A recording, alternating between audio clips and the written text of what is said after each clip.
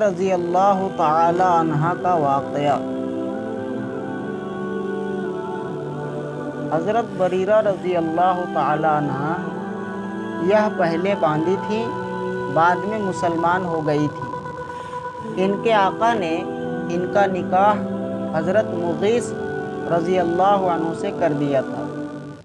شریعت کا اصول یہ ہے کہ جب کوئی عورت کسی کی باندھی ہو تو آقا اس کا ولی اور سرپرست ہوتا ہے، اور آقا کو اختیار ہوتا ہے کہ اپنی باندھی کا جس سے چاہے نکاح کر دے، وہ باندھی منع نہیں کر سکتی۔ بہرحال آقا نے ان کا نکاح کر دیا، اور کچھ عرصہ کے بعد آقا نے ان کو آزاد کر دیا۔ اور شریعت کا دوسرا حکم یہ ہے کہ اگر باندھی آزاد کر دی جائے اور آقا نے اس کا نکاح پہلے کسی سے کر رکھا ہو تو باندھی کو آزادی کے بعد اختیار ملتا ہے کہ چاہے اس نکاح کو برقرار رکھے یا چاہے تو ختم کر دے۔ چنانچہ جب حضرت بریرہ رضی اللہ عنہ آزاد ہوئی تو حضور اقدس صلی اللہ علیہ وسلم نے شریعت کا یہ حکم حضرت بریرہ رضی اللہ عنہ کو بتلا دیا کہ اب تمہیں اختیار ہے کہ چاہو تو اپنے شوہر کے نکاح میں رہو اور چاہو تو علیحدگی اختیار کر لو۔ حضرت بریرہ رضی اللہ عنہ اپنے شوہر سے خوش نہیں تھیں، اس لیے انہوں نے علیحدگی اختیار کرنے کا ارادہ کر لیا۔ ان کے شوہر حضرت مغیث رضی اللہ عنہ کو ان سے بہت محبت تھی۔ وہ یہ چاہتے تھے کہ حضرت بریرہ اس نکاح کو ختم نہ کریں بلکہ باقی رکھیں۔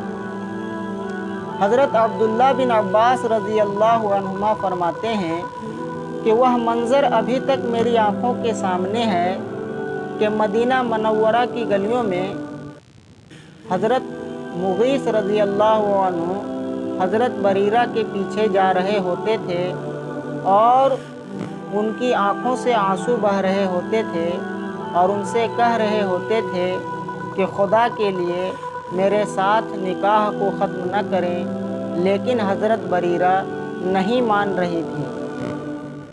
بالآخر حضرت مغیث رضی اللہ عنہ نے حضور اقدس صلی اللہ علیہ وسلم سے جا کر عرض کیا کہ یا رسول اللہ صلی اللہ علیہ وسلم، میں یہ چاہتا ہوں کہ حضرت بریرہ نکاح ختم نہ کریں، لیکن ان کا ارادہ نکاح ختم کرنے کا ہے۔ آپ کچھ سفارش فرما دیں کہ وہ میرے ساتھ نکاح کو برقرار رکھیں۔ حضور اقدس صلی اللہ علیہ وسلم نے حضرت بریرہ رضی اللہ عنہ کو بلایا اور ان سے فرمایا کہ تم ان کے ساتھ نکاح کیوں برقرار نہیں رکھتی؟ اس نکاح کو برقرار رکھو۔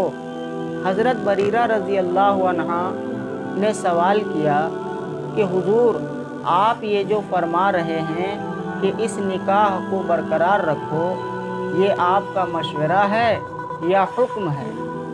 اگر حکم ہے تو مجھے سرتابی کرنے کی مجال نہیں، پھر تو یقیناً اس حکم کو مانوں گی اور اس نکاح کو برقرار رکھوں گی۔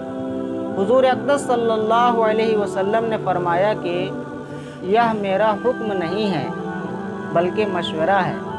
حضرت بریرہ رضی اللہ عنہ نے عرض کیا، پھر تو میں آزاد ہوں کہ اس مشورے کو قبول کروں یا نہ کروں۔